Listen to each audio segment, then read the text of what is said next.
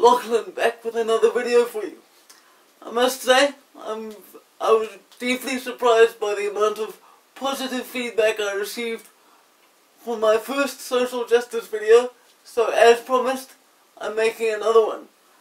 Because in amongst all the positive feedback I received, I was asked the question of why I mentioned white privilege when I was supposedly looking at social justice from the perspective of someone with a disability.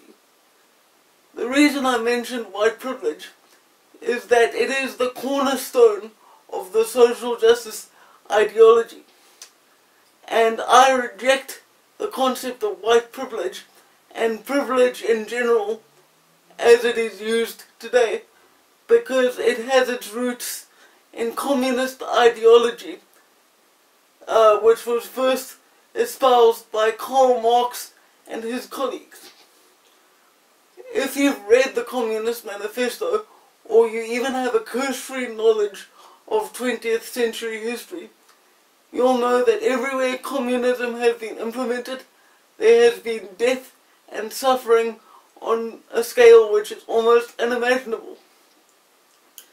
Therefore, I reject anything based in communism as dangerous and unfounded in logical reasoning.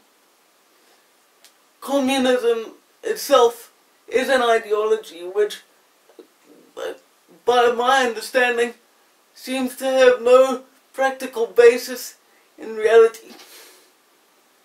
It serves no helpful purpose to look at groups of people as either oppressed or oppressors, because life is not that simple. Life is not black and white like that. If you really want to succeed in life, you have to focus on the fact that your life is governed in large part by the choices you make and your own work ethic and sense of personal responsibility. In South Africa, the concept of white privilege is particularly relevant because the wounds inflicted by apartheid are so fresh in our collective memory.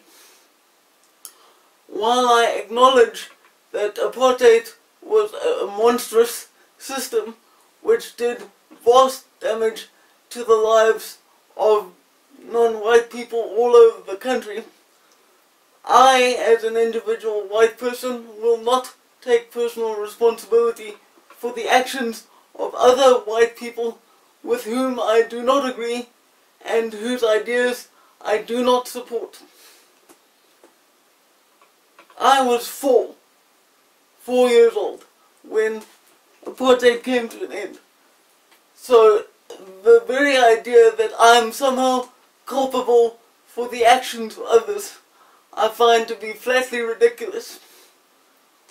Also, my issue with white privilege extends to the fact that it infantilizes people who aren't white. It implicitly tells them, you are not white, therefore you are less likely to succeed. I have friends of various races, and it annoys me when an ideology seeks to portray the idea that because of some arbitrary, unchosen factor like race, they are less likely to succeed.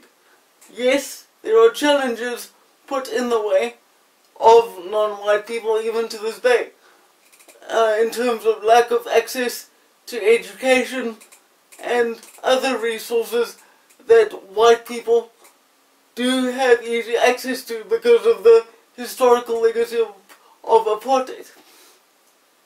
However, to make a blanket statement and say, because you are X, you either have to do this or you won't be able to do that, I think is unhelpful and untrue.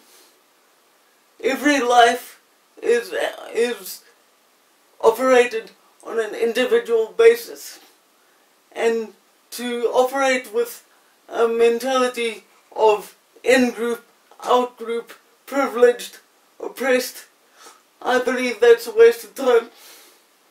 because instead of viewing yourself as either privileged or oppressed, you could be using that time to work on improving your own life and therefore the lives of others. So instead of either feeling guilt as a white person or feeling hard done by as a non-white person, you should just focus on living the best life you can, rather than allowing the actions of others in the past to define your future. If you liked this video, feel free to like and subscribe, and if you disagree and you really think I'm an idiot, feel free to tell me in the comments.